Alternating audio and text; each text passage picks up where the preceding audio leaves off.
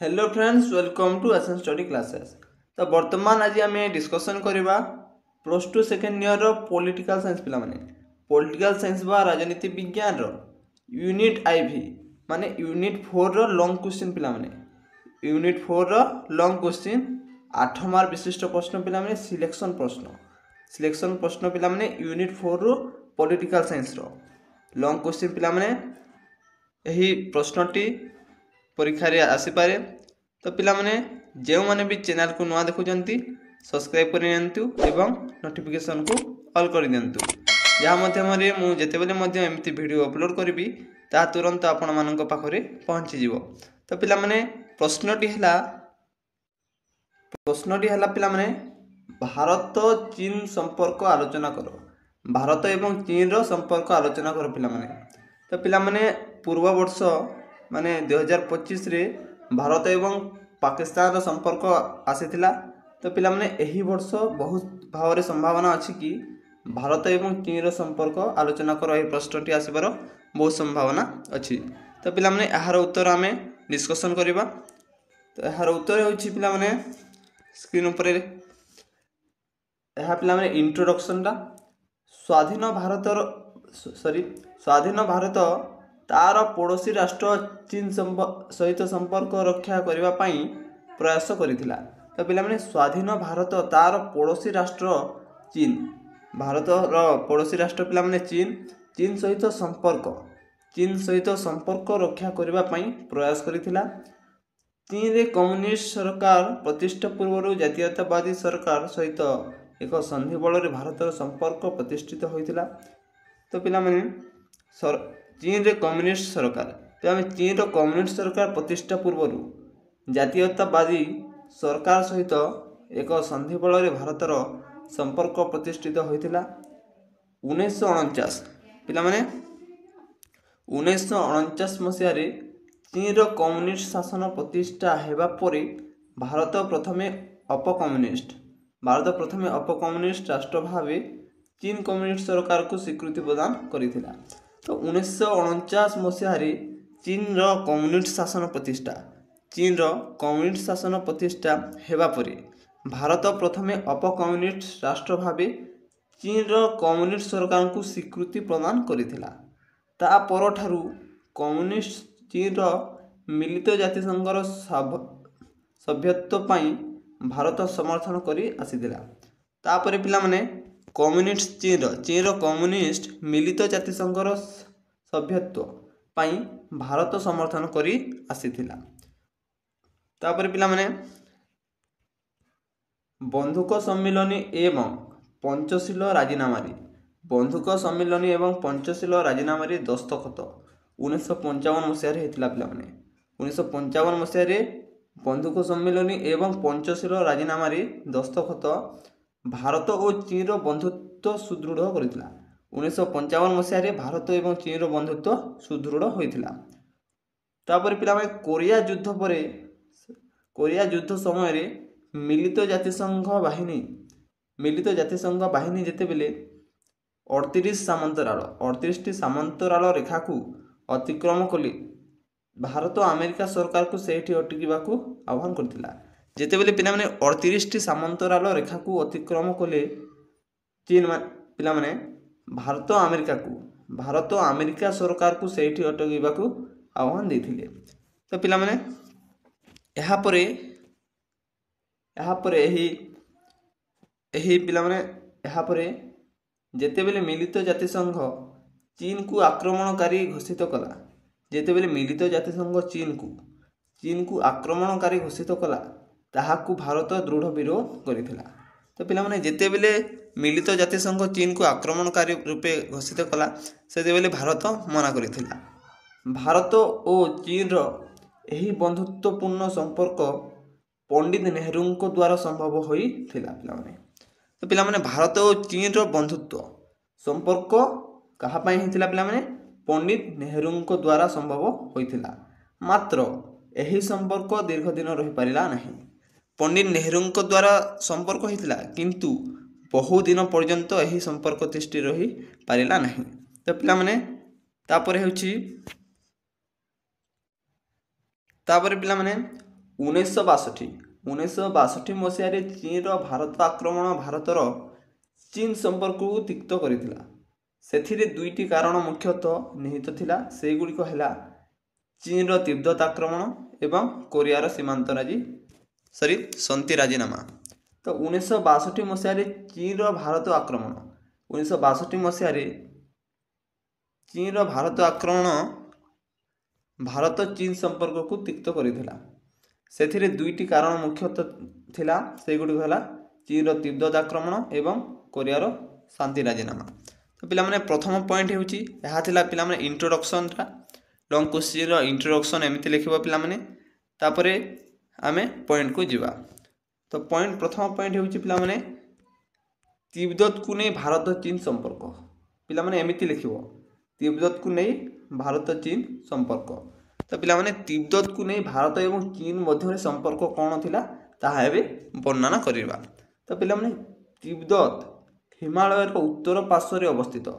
ତିବ୍ଦତ ହେଉଛି ହିମାଳୟର ଉତ୍ତର ପାର୍ଶ୍ୱରେ ଅବସ୍ଥିତ ଏକ ଅଞ୍ଚଳ, ଯାହାକି 1720 ମସିହାରୁ ଏକ ସ୍ୱାଧୀନ ଦେଶ ଥିଲା। ତିବ୍ଦତ ହିମାଳୟର ଉତ୍ତର ପାର୍ଶ୍ୱରେ ଅବସ୍ଥିତ ପିଲାମାନେ ଏକ ଅଞ୍ଚଳ। ତିବ୍ଦତ ହେଉଛି ଗୋଟିଏ ଅଞ୍ଚଳ ଯାହା ହିମାଳୟର ଉତ୍ତର ପାର୍ଶ୍ୱରେ ଅବସ୍ଥିତ। 1720 ମସିହାରୁ ଏକ ସ୍ୱାଧୀନ ଦେଶ ଥିଲା ତିବ୍ଦତ ପିଲାମାନେ। ମାତ୍ର ବାରମ୍ବାର ଚୀନ ତିବ୍ଦତକୁ ଦଖଲ କରି ନିଜ ଶାସନ କରିଥିଲା। କିନ୍ତୁ ପିଲାମାନେ ମାତ୍ର ବାରମ୍ବାର ଚୀନ ତିବ୍ଦତକୁ ଆକ୍ରମଣ କରି ନିଜ ଦଖଲକେ ଶାସନ କରିଥିଲା।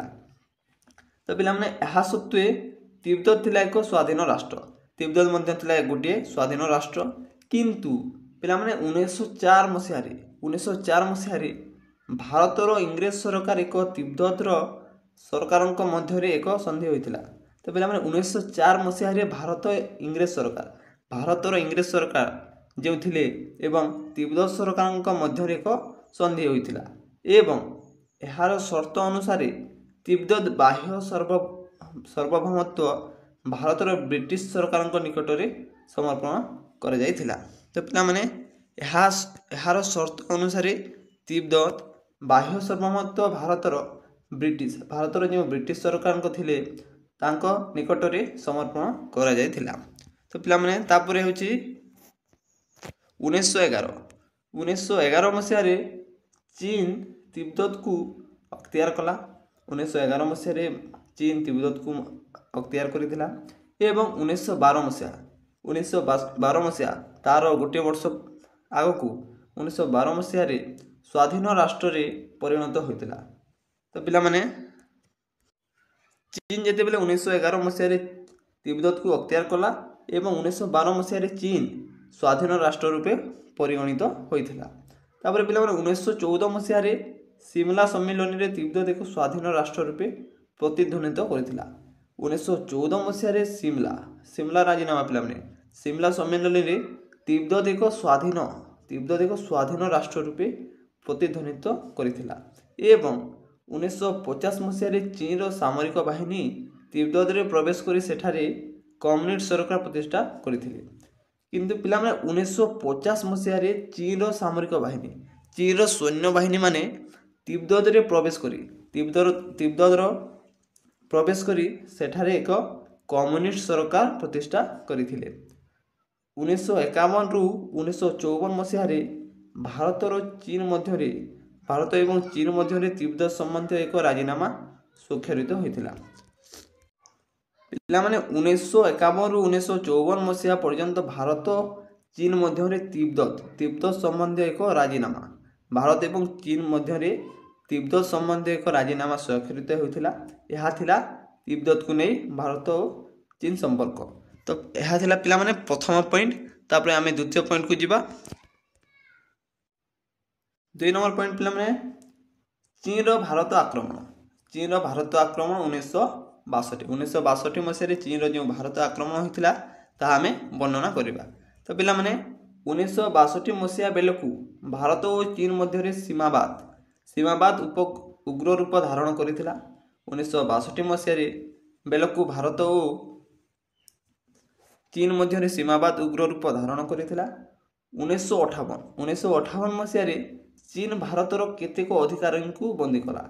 1958 ମସିହାରେ ଚୀନ ପିଲାମାନେ ଚୀନ ଭାରତର କେତେକ ଅଧିକାରୀଙ୍କୁ ବନ୍ଦୀ କରିଥିଲା। ମାତ୍ର ତିବ୍ଦତକୁ ସମ୍ପୂର୍ଣ୍ଣ ଅଧିକାର କଲା ପରେ ଚୀନ ଭାରତକୁ ଆକ୍ରମଣ କରିବାକୁ ଅଗ୍ରସର ହୋଇଥିଲା। ଯେତେବେଳେ ପିଲାମାନେ ଚୀନ ତିବ୍ଦତକୁ ସମ୍ପୂର୍ଣ୍ଣ ଭାବରେ ଅଧିକାର କଲା, ତାପରେ ଯାଇ ଭାରତକୁ ଆକ୍ରମଣ କରିବାକୁ ଅଗ୍ରସର ହୋଇଥିଲା।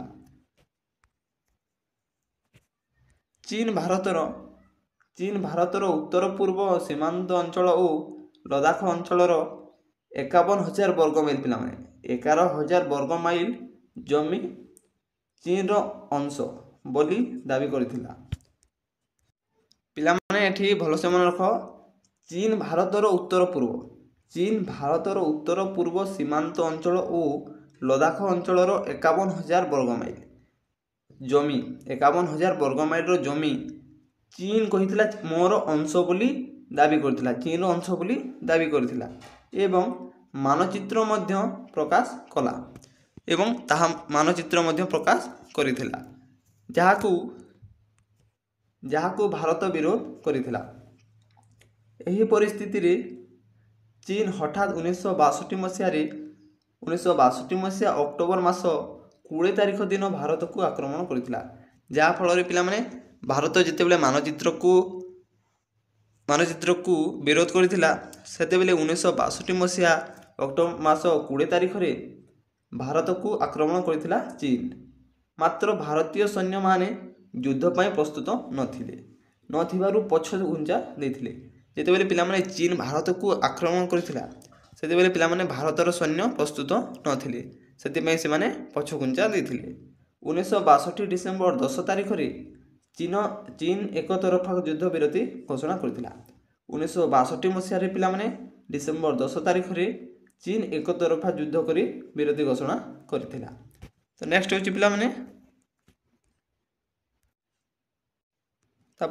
ତାପରେ ପିଲାମାନେ 3 ନମ୍ବର କଲମ୍ବୋ ପ୍ରସ୍ତାବ 1962। ଏହା ମଧ୍ୟ 1962ରେ ହୋଇଥିଲା।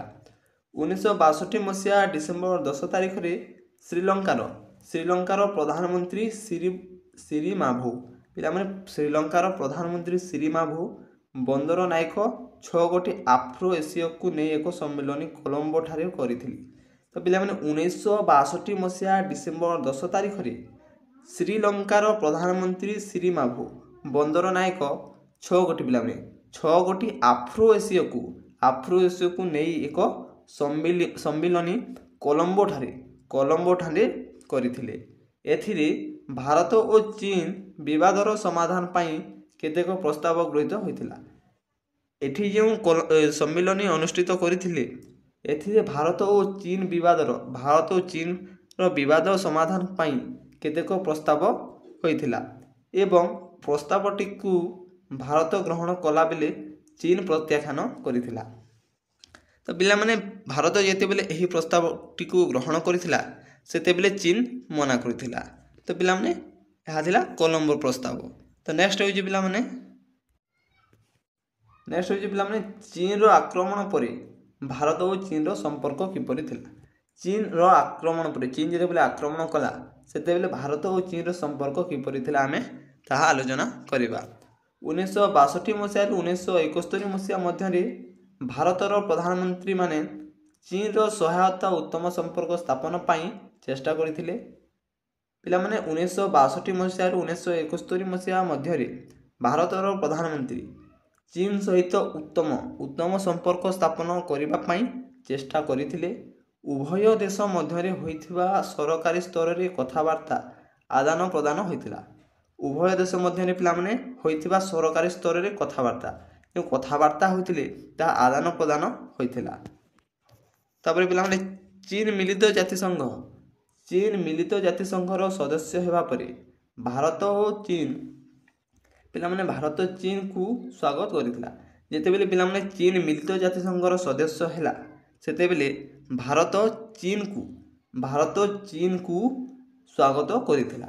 ମାତ୍ର 1971 ମସିହାରେ ଭାରତ ପାକିସ୍ତାନ ଯୁଦ୍ଧ ପରେ ଚୀନ ଭାରତକୁ ଏକ ଆକ୍ରମଣକାରୀ ରାଷ୍ଟ୍ର ରୂପେ ଅଭିହିତ କରିଥିଲା।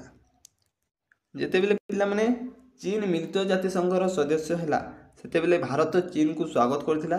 କିନ୍ତୁ ପିଲାମାନେ 1971 ମସିହାରେ ଭାରତ ପାକିସ୍ତାନ ଯୁଦ୍ଧ ଯେତେବେଳେ ହୋଇଥିଲା ସେତେବେଳେ ଚୀନ ଭାରତକୁ ଏକ ଆକ୍ରମଣକାରୀ ରାଷ୍ଟ୍ର ରୂପେ ଘୋଷିତ କରିଥିଲା। ତ ପିଲାମାନେ 1974 ପିଲାମାନେ 1974 ମସିହାରେ ଭାରତ ପରମାଣୁ ବୋମା ପରୀକ୍ଷା କଲା। ପିଲାମାନେ 1974 ମସିହାରେ ଭାରତ ଏକ ପରମାଣୁ ବୋମାର ପରୀକ୍ଷା କରିଥିଲା। ଏଣୁ ଚୀନ ଆହୁରି ଯୁଦ୍ଧ କଲା। ପିଲାମାନେ ଚୀନ ଆହୁରି ମଧ୍ୟ ଯୁଦ୍ଧ କଲା। 1976 ମସିହା ଏପ୍ରିଲ ମାସରେ ଭାରତ ଚୀନ ମଧ୍ୟରେ କୂଟନୈତିକ ସମ୍ପର୍କ ସ୍ଥାପିତ ହୋଇଥିଲା ଓ ରାଷ୍ଟ୍ରଦୂତ ବିନିମୟ ହେଲା। ତ ପିଲାମାନେ 1976 ମସିହାରେ ଏପ୍ରିଲ ମାସରେ ଭାରତ ଓ ଚୀନ ମଧ୍ୟରେ କୂଟନୈତିକ ସମ୍ପର୍କ ସ୍ଥାପିତ ହୋଇଥିଲା ଏବଂ ରାଷ୍ଟ୍ରଦୂତ ପିଲାମାନେ ରାଷ୍ଟ୍ରର ଯେଉଁ ଦୂତ ରହିଥାନ୍ତି ତାହା ବିନିମୟ ମଧ୍ୟ ହୋଇଥିଲା 1976 ମସିହାରେ। ତ ପିଲାମାନେ ତାପରେ 1986 ମସିହାରେ ସୋଭିଏତ ରୁଷ ପିଲାମାନେ 1986 ମସିହାରେ ସୋଭିଏତ ରୁଷର ଶାସକ ମିଖାଇଲ ଗୋର୍ବାଚେଭ ନୂଆଦିଲ୍ଲୀ ଆସି ଭାରତ ଚୀନ ସମସ୍ୟାର ଦ୍ୱିପାକ୍ଷିକ ସମସ୍ୟା ମଧ୍ୟରେ ସମାଧାନ ପ୍ରସ୍ତାବ ଦେଇଥିଲେ। ତ ପିଲାମାନେ 1986 ମସିହାରେ ସୋଭିଏତ ରୁଷର ଶାସକ ମିଖାଇଲ ଗୋର୍ବାଚେଭ ପିଲାମାନେ ନୂଆଦିଲ୍ଲୀ ଆସିଥିଲେ ଏବଂ ଭାରତ ଚୀନର ସମସ୍ୟାକୁ ଦ୍ୱିପାକ୍ଷିକ ସମସ୍ୟା ମଧ୍ୟରେ ସମାଧାନର ପ୍ରସ୍ତାବ ଦେଇଥିଲେ। ମାତ୍ର ଚୀନ ପ୍ରସ୍ତାବ ଦେଲା ଯେ ଯଦି ଭାରତ ଅକ୍ଷୟ ତେବେ ଚୀନ ଉପରୁ ତା'ର ଅଧିକାର ପ୍ରତ୍ୟାଖ୍ୟାନ କରିନିଏ ତେବେ ଚୀନ ମଧ୍ୟ ମେଘମୋହନ ରେଖାକୁ ମାନି ନେବ। ମାତ୍ର ଏହି ପ୍ରସ୍ତାବକୁ ଭାରତ ଗ୍ରହଣ କରିନଥିଲା। ତ ପିଲାମାନେ ଯେତେବେଳେ ଚୀନ କହୁଛି ମାତ୍ର ଚୀନ ପ୍ରସ୍ତାବ ଦେଲା ଯେ ଯଦି ଭାରତ ଅକ୍ଷୟ ଚୀନ ଉପରେ ତା'ର ଅଧିକାର ଥିଲା ତାହା ପ୍ରତ୍ୟାଖ୍ୟାନ କରିନିଏ ତେବେ ଚୀନ ମେଘମୋହନ ରେଖାକୁ ମାନି ନେବ। ମାତ୍ର ଏହି ପ୍ରସ୍ତାବକୁ ଭାରତ ଗ୍ରହଣ କରିନଥିଲା। ତାପରେ ପିଲାମାନେ 1999 ମସିହାରେ ଭାରତର ପ୍ରଧାନମନ୍ତ୍ରୀ ରାଜୀବ ଗାନ୍ଧୀ ଚୀନ ଗସ୍ତ କଲାପରେ ଭାରତ ଓ ଚୀନ ସମ୍ପର୍କ ଦୃଢ଼ୀଭୂତ ହେଲା। 1999 ମସିହାରେ ଭାରତର ପ୍ରଧାନମନ୍ତ୍ରୀ ରାଜୀବ ଗାନ୍ଧୀ ଚୀନ ଗସ୍ତ କରିଥିଲେ। ତାପରେ ଭାରତ ଓ ଚୀନ ସମ୍ପର୍କ ଦୃଢ଼ୀଭୂତ ହେଉଥିଲା। ପୁଣି ବେଜିଂ ସମ୍ମିଳନୀରେ ସନ୍ଦେହପୂର୍ଣ୍ଣ ବାତାବରଣ ସୃଷ୍ଟି ହୋଇଥିଲା। 1991 ମସିହା ଫେବୃଆରୀରେ ଉଭୟ ରାଷ୍ଟ୍ରର ଚୀନ ଏବଂ ଭାରତର ବୈଦେଶିକ ମନ୍ତ୍ରୀମାନେ ବେଜିଂଠାରେ ମିଳିତ ହୋଇଥିଲେ ଏବଂ ବାଣିଜ୍ୟିକ ସମ୍ପର୍କ ପୁନଃ ସ୍ଥାପନା କରିଥିଲେ। ତ ପିଲାମାନେ 1993 ମସିହା ଜୁନ ମାସରେ ଭାରତ ଏବଂ ଚୀନର ମିଳିତ କାର୍ଯ୍ୟକାରୀ ଦଳ 1993 ଜୁନ ମାସରେ ଭାରତ ଏବଂ ଚୀନର ମିଳିତ କାର୍ଯ୍ୟକାରୀ ଦଳ ନୂଆଦିଲ୍ଲୀରେ ମିଳିତ ହୋଇଥିଲେ ଏବଂ ଏହାପରେ ତିବ୍ଦତ ଏକ ସ୍ୱତନ୍ତ୍ର ଦେଶ ଏହି ବିଚାରଧାରାକୁ ଭାରତ ଓହରି ଯିବା ଦ୍ୱାରା ଚୀନ ବହୁତ ଖୁସି ହୋଇଥିଲା। ତ ପିଲାମାନେ 1993 ମସିହାରେ ଯେଉଁ ନୂଆଦିଲ୍ଲୀଠାରେ ମିଳିତ ହୋଇଥିଲେ ଚୀନ ଏବଂ ଭାରତର କାର୍ଯ୍ୟକାରୀ ଦଳ ଏହାପରେ ତିବ୍ଦତ ଏକ ସ୍ୱତନ୍ତ୍ର ଦେଶ ବୋଲି ବିଚାରଧାରାକୁ ଭାରତ ଓହରି ଯିବା ଦ୍ୱାରା ଚୀନ ବହୁତ ଖୁସି ହୋଇଥିଲା। ତ ନେକ୍ସଟ ହେଉଛି ପିଲାମାନେ ଭାରତ ଏବଂ ଚୀନର ସନ୍ଧି 1993। ତ ପିଲାମାନେ ଭାରତ ଏବଂ ଚୀନର ସନ୍ଧି 1993 ମସିହା ସେପ୍ଟେମ୍ବର 7 ତାରିଖରେ ଚୀନର ସର୍ବୋଚ୍ଚ ଶାସକ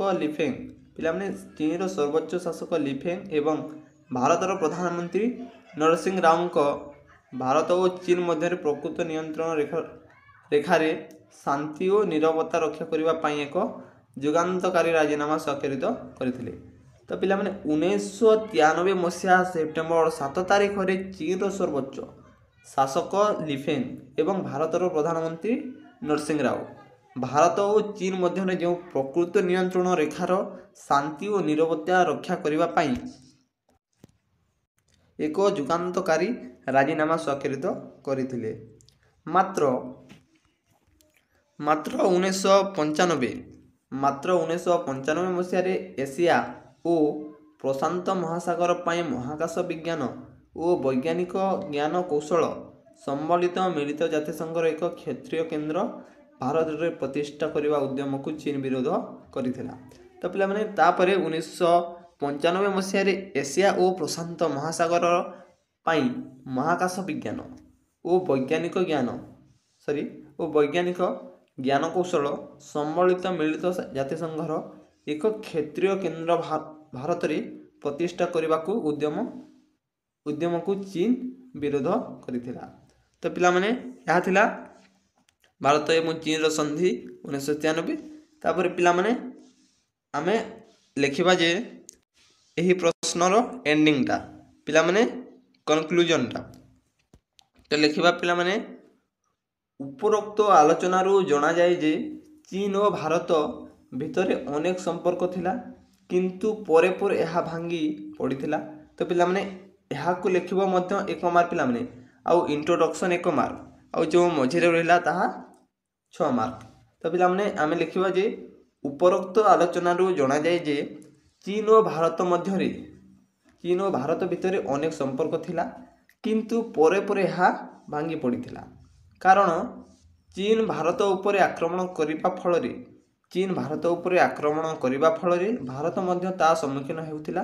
ସେଥିପାଇଁ ପିଲାମାନେ ଏହି ଯୁଦ୍ଧ ହୋଇଥିବାରୁ ଭାରତ ଓ ଚୀନର ସମ୍ପର୍କ ଭାଙ୍ଗି ଯାଉଥିଲା, କିନ୍ତୁ ଭାରତ ଚୀନ ଯୁଦ୍ଧ ପରେ ମଧ୍ୟ ତାଙ୍କର ସମ୍ପର୍କ ରଖିଥିଲେ, ହେଲେ ତାହା ମଧ୍ୟ ଭାଙ୍ଗି ଯାଇଥିଲା। ତ ପିଲାମାନେ ଏତିକି ଲେଖିବ, ନିଶ୍ଚିତ ଭାବରେ 8 ମାର୍କ ପାଇବ। 8ରୁ 8 ମାର୍କ ନିଶ୍ଚିତ ଭାବରେ ପାଇବ ପିଲାମାନେ। ତ ଏହା ଥିଲା ପିଲାମାନେ ଭାରତ ଏବଂ ଚୀନ ମଧ୍ୟରେ ସମ୍ପର୍କ। ଧନ୍ୟବାଦ ପିଲାମାନେ।